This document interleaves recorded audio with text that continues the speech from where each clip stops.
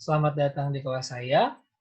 Pada kesempatan kali ini kita akan mempelajari mengenai sistem kerja atau work system ya yang berbasis human, method, dan machine. Nah, pada pembelajaran sebelumnya mungkin Anda telah mendengar ya mengenai bagaimana bekerja, bagaimana kemudian keselamatan kerja menjadi penting, dan lain-lain. Nah, dalam sistem kerja akan ada keterlibatan antara manusia, kemudian dengan mesin ya, dan juga beberapa metode lainnya yang tentu saja tujuannya adalah untuk menjaga keamanan manusia sendiri. Ya, jadi sebelumnya mungkin Anda sudah pernah mendengar sedikit mengenai ini, mungkin sekarang kita akan mempelajarinya lebih dalam dan lebih lanjut lagi, gitu ya. Oke, yang pertama kita perkenalkan dulu ada namanya Human Method System.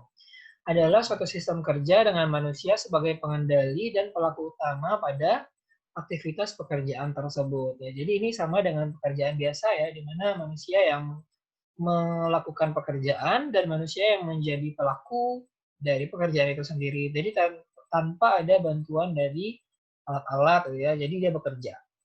Hanya manusianya saja yang bekerja, seperti itu ya. Dari sisi manusianya.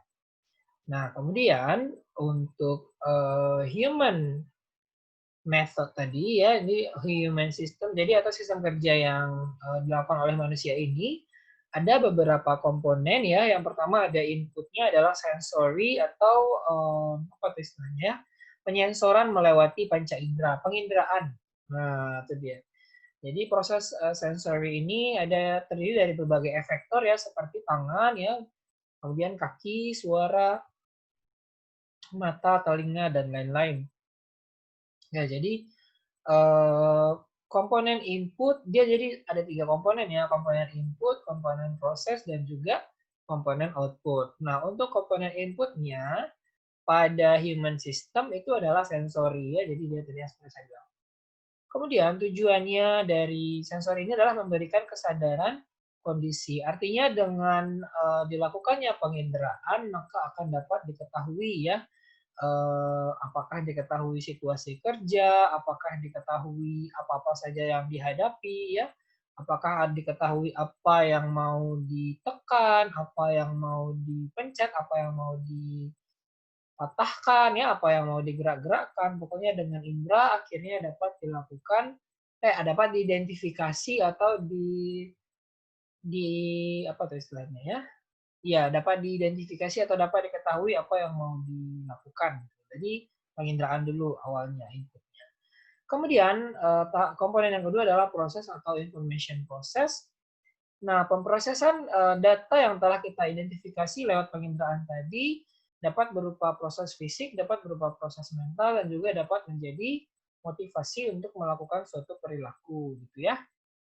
Nah, contohnya misalnya proses fisik kayak membau ya atau melihat ya atau meraba, kemudian proses mentalnya adalah berpikir ya dengan otak sebagai pusat dari organ yang digunakan untuk berpikir, kemudian munculnya motivasi atau dorongan untuk melakukan suatu perilaku. Jadi setelah dilakukan penginderaan, setelah dilihat, setelah diraba, setelah disentuh ya, setelah di yang lain-lain, setelah didengar dan yang lain-lain, maka selanjutnya adalah dilakukan pemrosesan ya, baik berupa fisik, mental maupun motivasi.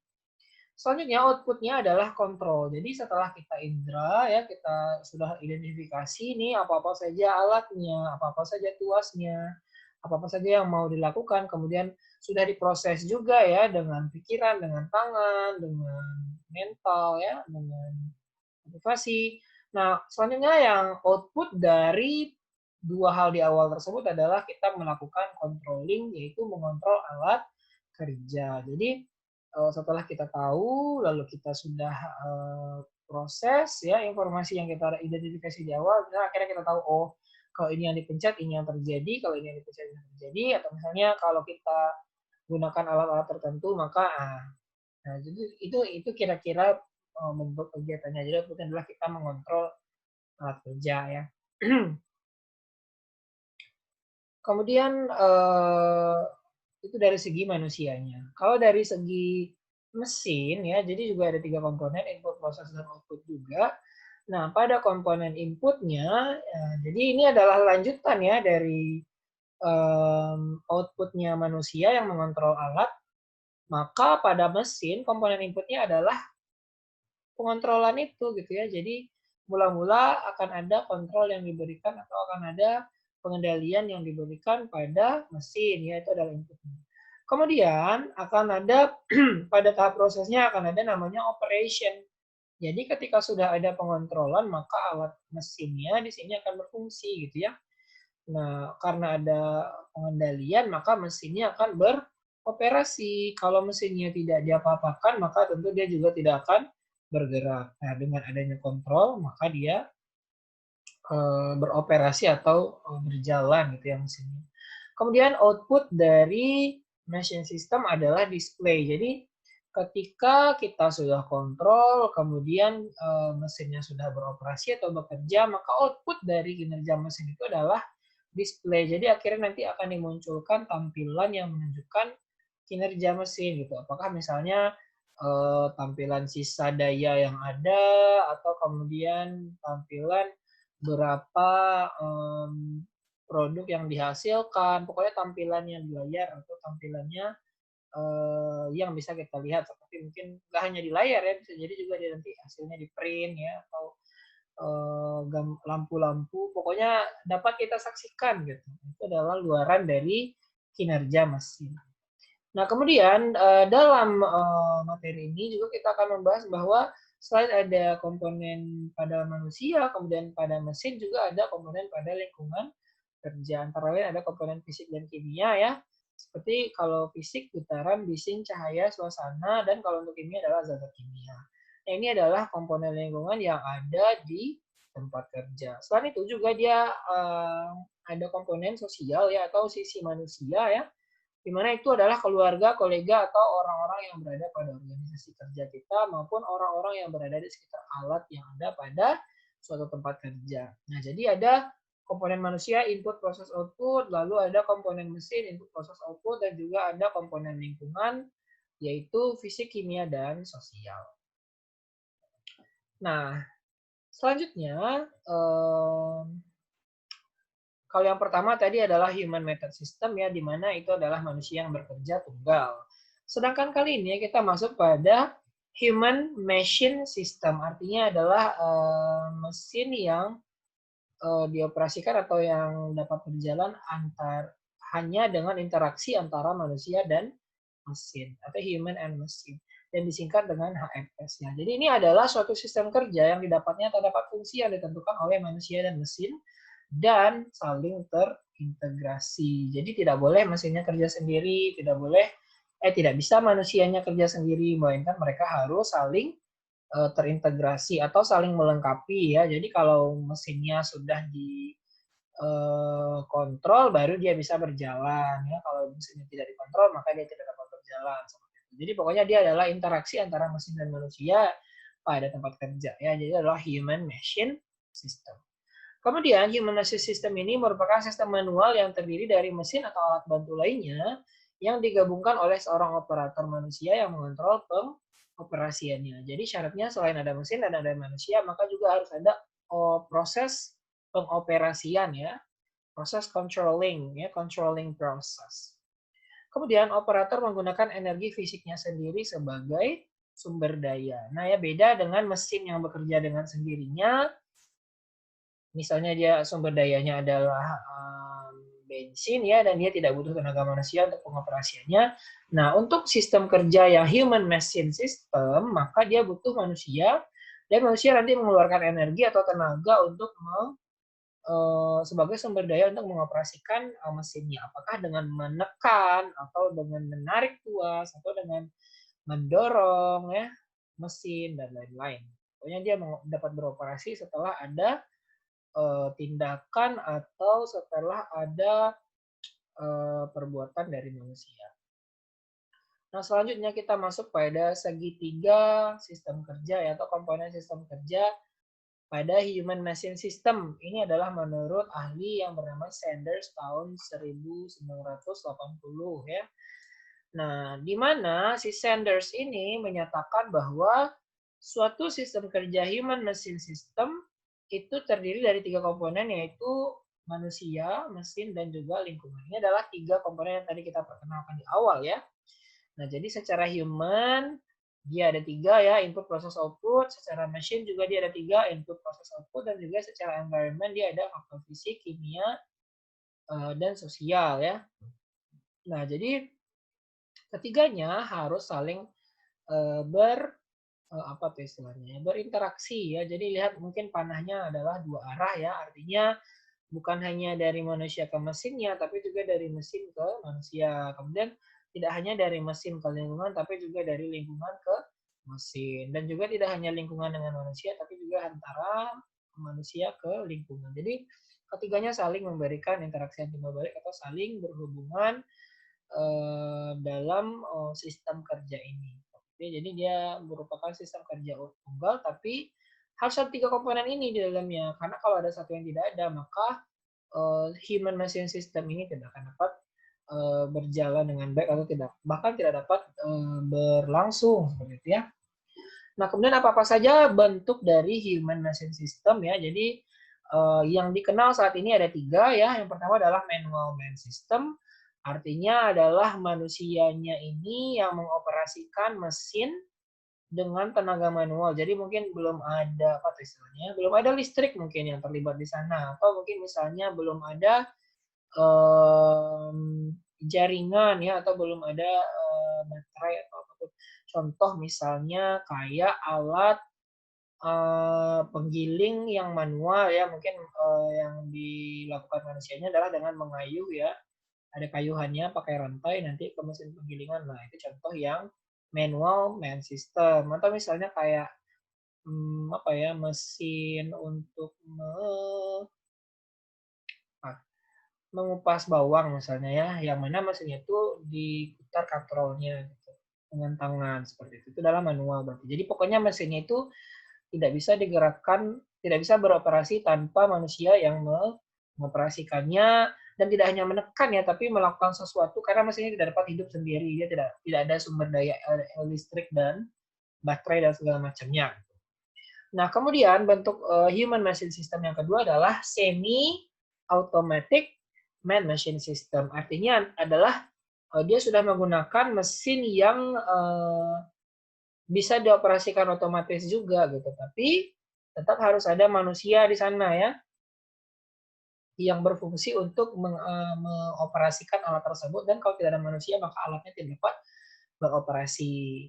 Contohnya misalnya mesin penggilingan, mesin fotokopi misalnya ya, yang harus dipencet dulu angka-angkanya baru nanti dia dapat melakukan proses copying atau printing gitu ya. Nah, seperti itu. Pokoknya manusia harus mengoperasikannya dulu. Jadi semi ya. Dia bisa bekerja sendiri sebenarnya mesin, tapi harus ada manusia dulu yang mengoperasikan. Kemudian yang ketiga adalah automatic man machine system. Artinya dia adalah proses sistem kerja yang melibatkan antara mesin dan manusia. Namun di sini mesinnya sudah otomatis sehingga mungkin manusia tidak terlalu banyak melakukan upaya untuk bekerja gitu ya. Mungkin manusianya hanya akan tinggal melihat-lihat saja. Gitu. Contoh adalah pabrik-pabrik yang menghasilkan berbagai produk ya. Jadi pabrik tersebut kan biasanya menggunakan mesin-mesin yang tidak perlu disentuh-sentuh lagi oleh manusia, yang tidak perlu diganggu-ganggu lagi prosesnya oleh manusia. Artinya dia benar-benar 100% dikerjakan oleh mesin gitu ya. Secara otomatis dengan menggunakan berbagai sumber daya seperti misalnya dengan tenaga listrik ya, dengan baterai, dengan aki, dengan tenaga sumber daya lainnya. Pokoknya mesinnya bergerak sendiri atau beroperasi sendiri dan tidak perlu manusia bersusah-susah payah menggunakannya. Jadi mungkin hanya cukup diawasi atau tinggal dipencet sekali kayak gitu. Maka mesinnya sudah dapat beroperasi sendiri. Itu adalah 3 bentuk human machine system ya. Ini adalah beberapa contohnya ya dari human machine system. Bisa Anda lihat di sini ada berbagai mesin yang digunakan oleh manusia untuk memperlancar pekerjaannya, dan di sana manusia berfungsi sebagai operator ya, atau orang yang mengoperasikan mesin tersebut. Nah, mungkin dari sini juga bisa Anda bedakan ya mana yang manual, dan mana yang semi man machine system. Jadi di sini kayaknya tidak ada yang automatic ya, hanya ada yang manual. Oh, manual juga bahkan kayaknya nggak ada deh. Ya ini berarti hanya semi ya, tiga-tiganya adalah semi. Oke, kemudian kita lanjut pada model of human machine system atau model dari sistem kerja antara manusia dan mesin. Dan ini adalah sistem kerja yang diperkenalkan oleh Chapnis tahun 1965. Jadi lama sekali ya. Nah, jadi dia mengembangkan suatu model atau suatu diagram ya yang dapat menunjukkan bagaimana interaksi antara human dan juga machine dan juga environment ya antara manusia, mesin dan juga lingkungan. Nah, sekarang kita fokus di sebelah kiri dulu ya yang warna merah-merah ini. Seperti yang tadi dijelaskan di awal bahwa pada manusia ada 3 komponen yang ada pada sistem kerjanya ya. Yang pertama adalah input yaitu sensing atau penginderaan. Kemudian yang kedua adalah processing atau information processing. Artinya adalah pemrosesan informasi dari hasil identifikasi yang dilakukan oleh penginderaan ya. Kemudian adalah controlling atau upaya pengontrolan yang dilakukan oleh manusia. Dan itu adalah akhirnya, yang itu adalah output dari sisi manusianya ya. Nah, sedangkan dari sisi mesinnya, coba lihat yang tulisan-tulisan biru. Nah, untuk inputnya sendiri itu dimulai dari adanya pengontrolan dari manusia, sehingga alatnya terkontrol ya. Kemudian prosesnya adalah mesinnya beroperasi itu dengan adanya pengontrolan dari manusia. Jadi kalau tidak ada inputnya, tidak ada pengontrolan dari manusia, maka mesinnya tidak dapat beroperasi ya. Kemudian outputnya setelah mesinnya dioperasikan, maka outputnya adalah akan muncul display yang menunjukkan status mesin kah, kemudian yang menunjukkan kegiatan yang dilakukan mesin kah, yang menunjukkan proses yang dilakukan mesin kah. Nah, jadi pokoknya dia menampilkan kinerja mesinnya gitu. Nah, itu dia display ya. Dan environment, lingkungan kerja itu adalah tempat berlangsungnya interaksi ini ya. Jadi dia adalah melingkupi dari tempat berlangsungnya interaksi antara human and machine ini. Itu dia ada environment. Dan jika berhasil beroperasi ini, maka endingnya adalah output luarannya adalah luaran akhirnya ya, ini apa nih istilahnya outcome-nya ya adalah dilakukannya pekerjaan ya dengan berhasilnya interaksi antara mesin dan manusia. Dengan arti kata kalau misalnya tidak terdapat interaksi yang baik antara mesin dan manusia, maka tidak akan dapat dilakukan pekerjaan atau tidak akan dapat dilakukan kinerja ya. Jadi dia harus memang berinteraksi dulu dan interaksinya harus balance ya, tidak boleh over control di manusia atau tidak boleh over processing pada mesin sehingga nanti dapat menimbulkan kerusakan atau error atau kerugian ya. Jadi harus balance. Nah, ini juga masih diagram yang mirip ya. Ini disampaikan oleh Chapnis juga. Nah, ini tapi sudah berupa gambar-gambar. Kalau tadi mungkin tulisan saja. Nah, yang pertama tuh dari yang atas adalah sisi manusianya ya. Sensing dengan telinga atau dengan mata atau dengan tangan atau dengan meraba ya. Kemudian dilakukan information processing atau pemrosesan informasi yang dilakukan oleh otak ya. Karena kita memikirkan tuh setelah kita identifikasi dari panca indera kita, nah kemudian apa lagi proses selanjutnya. Itu diproses di otak manusia. Kemudian dilakukan upaya controlling atau pengendalian ya, pengendalian mesin. Nah kalau ini contohnya dia knob-nya bulat ya, sehingga nanti controllingnya adalah dengan memutar ke kiri atau ke kanan gitu ya. Nah, itu dari sisi manusianya tuh, yang 3 itu. Nah, selanjutnya dari sisi mesinnya, inputnya ya dari yang kelanjutan yang di akhir ya manusia tadi ya, di mana adanya kontrol yang diberikan pada mesin tersebut. Nah, kemudian prosesnya adalah adanya operasi atau penjalanan atau bergeraknya mesin tersebut atau aktifnya mesin tersebut gitu ya. Itu istilah operation. Dan setelah hasilnya dia lakukan atau setelah operasinya dia lakukan, maka nanti akan dia tampilkan atau hasilnya itu pada display yang ada. Contohnya di sini adalah ada layar dan lampu-lampu yang menunjukkan diagram dan juga ada jam, ada juga ada pengukuran kayak apa misalnya kalau dia menggunakan bensin atau minyak gitu ya, maka di situ ada jarum atau meteran yang menunjukkan sisa minyak yang ada gitu ya. Nah, semacam itulah. Dan yang dia tuh dilakukan pada work environment atau lingkungan kerja ya. Nah, ini adalah Human Machine System Model yang dikembangkan oleh Bapak Chapnis. Bapak atau Ibu nih? Kayaknya Bapak. Nah, Selanjutnya kita masuk pada simple and complex ergo system ya. Jadi ergo system atau sistem yang ergonomi itu ya ada dua ya pembagiannya. Yang pertama adalah simple atau sederhana, yang kedua adalah kompleks atau rumit ya. Nah ini adalah ergo system yang dilakukan pada human machine human machine system ya. Nah yang pertama yang simple itu adalah terdiri dari satu manusia dan juga satu mesin. Artinya adalah nanti akan ada satu orang yang mengoperasikan sebuah mesin, jadi one versus one, yaitu berarti dia disebut sebagai simple ergo system atau sistem kerja ergonomi yang sederhana. Nah, sedangkan yang kompleks atau yang rumit itu biasanya terdiri dari satu manusia dengan banyak mesin yang berbeda atau satu mesin dengan banyak manusia. Nah, ini kelihatan ya kalau yang simple itu adalah one versus one, sedangkan kalau yang kompleks adalah one versus many ya. Apakah manusianya yang satu lalu mesinnya banyak atau apakah mesinnya yang satu manusianya yang banyak. Nah, nanti ini contohnya misalnya kalau yang simple ergo system ini misalnya ketika kita mengoperasikan blender ya. Jadi kita kan satu orang tuh, mesinnya juga cuma satu blender.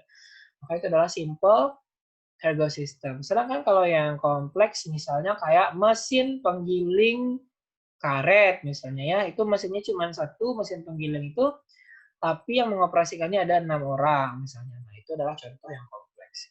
Untuk mesin yang satu atau pekerjaannya banyak. Sedangkan kalau misalnya contoh untuk mesin yang banyak pekerjaannya satu, misalnya adalah operator apa tuh? Operator alat penggilingan padi misalnya ya. Jadi mesinnya ada banyak ya dan saling bersambung-sambung mesinnya. Nah itu hanya satu orang yang mengoperasikan mesin tersebut gitu ya. Hanya satu orang yang menekan tuas untuk menyalakan ke semua mesin itu. Itu juga adalah contoh ergo system yang kompleks. Nah selanjutnya kita masuk pada Human Machine Interface ya atau HMI. Nah ini merupakan kelanjutan dari HMS tadi ya. Jadi HMS adalah sistemnya, HMI adalah tampilannya atau interface-nya gitu ya, atau panelnya atau layarnya ya. Nah, jadi HMI sendiri adalah suatu sistem yang menghubungkan antara manusia dan teknologi mesin. Sistem HMI sebenarnya sudah cukup populer di kalangan industri dan biasanya dilengkapi dengan keyboard dan mouse dan juga dapat berupa touchscreen. Nah, ini adalah definisi dari HMI gitu ya. Kemudian umumnya HMI berupa komputer dengan display di monitor CRT atau LCD ya, di mana kita bisa melihat keseluruhan sistem dari layar tersebut. Nah, mungkin pernah Anda melihat ya orang yang mengoperasikan alat hanya dengan menyentuh layar ya. Layar inilah yang dimaksud dengan interface ya. Jadi dia nanti menunjukkan gimana kinerja mesin dan lain-lain. Apa contohnya dari human machine interface ini?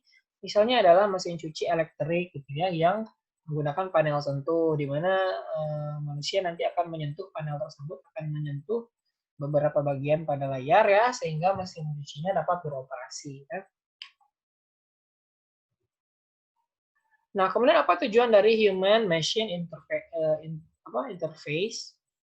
Yang pertama adalah untuk meningkatkan interaksi antara mesin dan operator melalui tampilan layar komputer serta memenuhi kebutuhan pengguna terhadap informasi sistem yang sedang berlangsung. Nah, jadi kalau tidak ada tampilan interface ya, tidak ada layarnya, mungkin orang tidak dapat berinteraksi dengan banyak atau dengan sering gitu ya, atau dengan sungguh-sungguh. Karena dia tidak tahu tuh proses yang sedang berjalan itu sampai mana, karena tidak ada displaynya gitu. Jadi gunanya itu ya untuk menunjukkan proses yang sedang berjalan. Kemudian HMI akan memberikan suatu gambaran kondisi mesin yang berupa video, grafik, lampu, dan lain-lain, di mana pada tampilan tersebut operator dapat melihat parameter suatu sistem yang sedang beroperasi. Ini seperti yang saya bilang ya, nanti akan ditampilkan visualisasinya dengan interface itu baik di layar ya, biasanya di layar itu baik dengan layar sentuh maupun dengan layar yang harus diklik menggunakan mouse ya, atau bahkan layar yang perlu dipencet-pencet tombolnya gitu. Nah kalau misalnya tidak ada interface-nya maka nanti mungkin operatornya akan bingung bagaimana mengoperasikan alat itu atau sampai mana proses yang sedang dilangsungkan oleh mesin tersebut itu. Kemudian dalam penerapannya di industri touchscreen panel, HMI lebih umum digunakan karena kemudahan dalam pemrograman dan juga ketahanannya di lingkungan kerja industri. Nah, ini seringkali HMI tersebut penerapannya dilakukan pada handphone yang pada panel yang touchscreen gitu ya, karena biasanya dia lebih mudah. Nah, ini adalah contoh HMI atau Human Machine Interface ya. Yang pertama ini kayak ada komputer ya yang diketikkan dan yang diklik-klik oleh pekerjanya ya. Ini adalah salah satu interface-nya yang mana berarti? Berarti layar komputer ya. Yang kedua adalah interface-nya ini adalah menggunakan layar sentuh di mana manusia tinggal menyentuh-nyentuh saja bagian-bagian pada layar tersebut untuk menentukan pilihannya seperti itu. Jadi dia tidak terlalu tidak terlalu susah ya, tidak terlalu rumit karena semua menu-menunya sudah dimunculkan di layar. Jadi kayak misalnya tombol start itu tidak ada, tapi hanya sebuah gambar yang tulisannya start yang ada pada layar. Jadi kalau kita sentuh itu nanti, maka mesinnya beroperasi seperti itu. Atau misalnya mesin print ya, jadi kalau dia sudah disentuh tulisan printnya di layar, maka baru dia dapat berjalan untuk ngeprint yang dimau tadi seperti itu. Nah, ini interface namanya ya. Kemudian fungsi lain dari human machine interface adalah yang pertama untuk mengawasi, di mana kita dapat mengawasi kondisi plan secara real time tanpa perlu keluar dari ruang kontrol ya. Kemudian yang kedua adalah pengaturan berdasarkan keamanan, di mana kita dapat merubah pengaturan, misal pengaturan alarm untuk high priority dan juga low priority. Nah, jadi dengan adanya human machine interface, maka kita dapat menentukan tuh kapan misalnya kita dapat berinteraksi, kapan misalnya kita harus beristirahat dan lain-lain ya. Ditentukan dengan prioritas ya, itu juga alarm. Kemudian alarm disediakan alarm history dan juga alarm summary. Sehingga nantinya kita bisa memilih alarm-alarm apa saja yang aktif dan bisa mendapatkan alasan atau pesan kenapa suatu sistem tiba-tiba mengalami trip atau mati. Jadi dengan adanya interface kita bisa tahu tuh kalau misalnya tiba-tiba mesinnya mati, misalnya, atau tiba-tiba mesinnya ada yang nyangkut ya, dan lain-lain. Kemudian menampilkan grafik dari sebuah proses, misal temperatur dari sistem yang bersangkutan. Ini contoh ya, dari interface ini sendiri ditampilkanlah grafik-grafik yang menunjukkan proses. Jadi misalnya kayak ada yang terus gitu ya, bunyi dia. Nah, muncullah tuh si grafik-grafiknya. Apakah dia berupa gambar pada layar atau berupa lampu-lampu bar. Nah, lampu bar itu maksudnya lampu batangan gitu ya, lampu yang disusun seperti menyerupai batang. Nah, kemudian dengan adanya HMI ini juga dia bisa juga ditampilkan misalnya kayak si temperaturnya ya. Jadi mungkin mesinnya sudah terlalu panas, nanti kelihatan nih mesin di interface mesinnya itu sudah angkanya 70 derajat Celcius, makanya itu sudah berbahaya gitu ya. Dan pekerja tahu hal itu dari tampilan di layar atau interface gitu ya. Jadi penting sekali ya fungsinya dari. Nah, selanjutnya kita masuk pada reading error ya. Jadi Anda juga mungkin pernah mendengar ya mengenai reading error ya. Jadi secara definisi, secara umum dia diartikan sebagai salah baca atau salah pemaknaan dari orang yang membaca suatu teks atau huruf atau angka. Ya, jadi ketika dia salah memaknai atau salah membaca dari hasil pengukurannya, maka itulah yang dikatakan dengan reading error. Apa contohnya? Misalnya menggunakan suatu alat elektronik yang dia bilang dia cuma dapat dioperasikan 3 kali misalnya ya. Nah, namun karena si orangnya ini salah paham ya, yang dia pikir ini malahan mesin ini dapat digunakan 3 kali sehari. Akhirnya digunakanlah dan ternyata ya setelah itu muncul masalah-masalah gitu ya. Itu adalah jadi si reading error tadi. Jadi salah pemaknaan bisa, kemudian salah encoding bisa pada yang decoding dan lain-lain. Kemudian reading error ini bukan yang dimaksud oleh pihak yang menuliskan. Artinya misalnya penulisnya pengennya A, B, C ya, tapi si pembaca ternyata reading error dan yang dia baca itu cuma B dan C, dia tidak percaya yang A. Atau mungkin dia baca A, B, C tapi terbalik C, B, A gitu ya. Nah, jadi informasi yang disampaikan penulis harus itulah yang sebenarnya informasi yang diterima oleh orang yang membacanya. Tapi karena sekarang tidak bisa berbuat apa-apa, makanya hanya dapat diawasi dengan online gitu ya. Kalau kejadian pada skripsi, gawat juga tuh ya. Oke, selanjutnya adalah menyebabkan kesalahan aksi. Jadi yang pertama dari adanya reading error ya, baik salah baca secara harfiah maupun salah membaca maknanya ya atau decodingnya. Nah, dan itu bukan makna atau decoding yang dimaksud oleh pengujinya ya, oleh dosennya atau oleh koleganya atau oleh orang yang berpihak-pihak yang berkepentingan tersebut. Bukannya mengabaikan ya, memang jobnya sebagai apa tadi saya bilang mengabaikan. Ya bukan mengabaikan ya pokoknya. Kemudian kalau misalnya reading error ini dibiarkan ya, jadi maksud si penulisnya, maksud orang yang menciptakan teksnya tidak seperti itu ya, mohon maaf. Dan malah karena reading error dilakukan seperti itu, maka itu akan menyebabkan kesalahan aksi. Dan kalau misalnya penggunaan mesin ya berarti dia salah menggunakan mesin ya. Nah ini adalah contoh efek yang akan terjadi jika terjadi reading error ya. Misalnya kayak di sini disampaikan bahwa olinya harus diganti 1 kali 2 bulan misalnya ya. Tapi karena reading error, dia cuman pahamnya bahwa oli harus diganti gitu ya, harus diberikan oli ganti. Karena dia reading error, jadi tidak sadar ya sudah membaca dia harus sering diganti dan hanya diberikan olinya itu 1 kali setahun misalnya. Dan ya akhirnya terjadi adalah mesinnya rusak atau mesinnya karatan gitu ya, atau bergerak gitu ya. Nah, begitu juga dengan misalnya menggunakan mesin ya yang awalnya mungkin diinginkan hanya menggunakan energi listrik sebanyak 100 kWh ya. Namun ternyata malah digunakan energi listrik sebanyak 200 kWh karena reading error tadi sehingga mesinnya rusak dan meledak dan menghancurkan bangunan. Ini contoh aja, mudah-mudahan ini contoh yang benar ya. Nah, kemudian yang terakhir kita masuk pada human error. Jadi kalau reading error orangnya membaca namun pemaknaannya salah dan tidak sesuai dengan yang sebenarnya diinginkan oleh si penulis ya. Nah, kalau human error adalah kesalahan yang dilakukan oleh pekerja saat bekerja, baik sengaja maupun tidak sengaja. Jadi faktornya banyak ya human error ini, sengaja maupun tidak sengaja.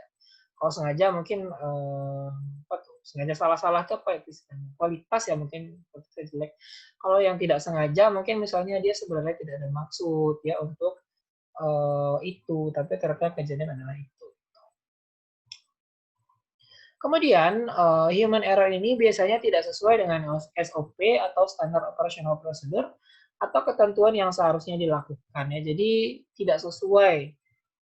Jadi harusnya mungkin dia kerja 8 jam, tapi dia kerja 8 jam tapi termasuk tidur 3 jam sehingga totalnya hanya 5 jam. Jadi tidak sesuai SOP atau tidak sesuai dengan ketentuan yang seharusnya. Dan apa akibatnya jika terjadi human error? Misalnya adalah terjadinya kerusakan ya pada mesin-mesin yang dioperasikan, atau terjadi cedera pada operator yang mengoperasikan, atau terjadi kecelakaan kerja. Kemudian karena adanya hal-hal tersebut, maka terjadilah kerugian pada yang punya dan yang lain-lain. Jadi human error ini sangat berbahaya ya. Jadi tidak boleh sebenarnya ada human error ya dalam pekerjaan, dalam work system, dalam sistem kerja. Jadi semua yang kita lakukan harus berlandaskan atau harus sesuai dengan apa yang instruksinya ya, apa yang sudah tertulis di sana. Jadi tidak boleh reading error karena reading error itu sendiri juga ternyata menimbulkan human error gitu ya. Nah, jadi sangat berbahaya sekali jika dibiarkan.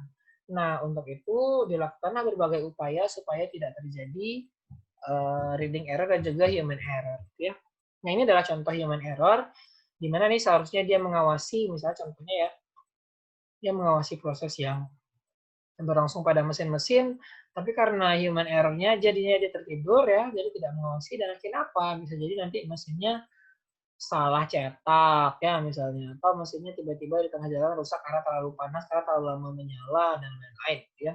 Kemudian contoh human error lainnya juga adalah kelalaian saat bekerja di bangunan ya, di mana mungkin salah menakar sehingga robohlah bangunan atau karena pekerjaan dari kulit-kulit proyek yang kurang betul ya karena ada human error maka terjadilah kerusakan atau kurangnya kualitas dari bangunan yang dibuat. Kemudian contohnya lagi misalnya ketika ada orang yang menelpon sambil bekerja di area yang pekerjaannya menggunakan forklift ya. Dan ini tentu saja berbahaya ya. Dan itu adalah kebiasaan jelek yang dilakukan oleh orang-orang yang bekerja. Nah, kemudian bagaimana caranya untuk mengurangi Human error. Yang pertama adalah mengurangi stres. Artinya nanti kalau dia bekerja, lalu sudah mulai banyak human error-nya, kayak misalnya laporannya sering salah-salah ketik, ya, kemudian misalnya produk yang dibuat tidak sesuai yang seharusnya, ya, karena human error. Nah, salah satu contoh cara yang dapat digunakan untuk mengurangi kemungkinannya adalah dengan mengurangi stres dari si pekerja, ya. Caranya macam-macam, apakah mungkin dengan ada kegiatan liburan, ya, atau misalnya ada kegiatan lain yang ringan yang dilakukan di selingan di antara pekerjaan-pekerjaan. Jadi dengan mengurangi stres, maka seorang pekerja akan dapat berpikir lebih jernih dan lebih baik, dan sehingga tentu saja juga kinerjanya akan lebih optimal gitu, dan lebih baik. Kemudian cara yang kedua untuk mengurangi human error adalah dengan merancang mesin atau alat-alat kerja agar lebih sesuai dengan pekerja atau dia agar lebih ergonomis. Karena human error juga bisa diakibatkan oleh adanya merancangan tempat kerja yang kurang ergonomis gitu ya. Contoh, meja dan kursi yang digunakan untuk pengoperasian komputer ternyata mungkin kursinya terlalu terlalu tinggi ya, sehingga orang yang mengerjakan di komputer itu agak menunduk dan pinggangnya akhirnya setelah beberapa waktu jadi cepat sakit gitu ya. Nah, itu kan berbahaya sekali gitu ya human error-nya. Karena ketika dia sakit itu kinerjanya jadi jelek ya, mungkin banyak tipu misalnya atau laporannya tidak selesai dan lain-lain. Kemudian yang ketiga caranya adalah dengan menempatkan orang yang memiliki skill di bidang yang sesuai. Nah, jadi ketika kita mempekerjakan pekerja pada bidang ekonomi, maka seharusnya memang orang yang memiliki skill ekonomi lah yang ditempatkan di sana, sehingga tidak memperkecil kemungkinan terjadinya human error. Bayangkan ya, dia bagian akuntansi misalnya, tapi diisi oleh orang